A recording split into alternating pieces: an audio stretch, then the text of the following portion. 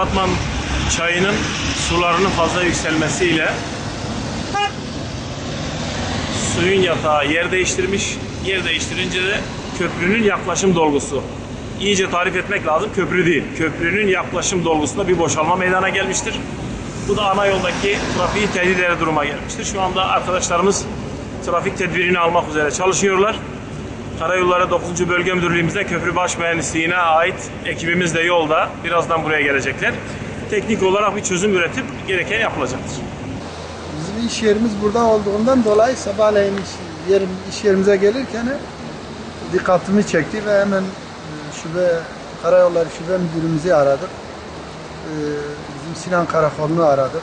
Trafik Bölge Müdürünü aradık. Sağ olsunlar, hepsi aniden geldiler. Büyük bir kazayı önlemiş olduk aynı zamanda.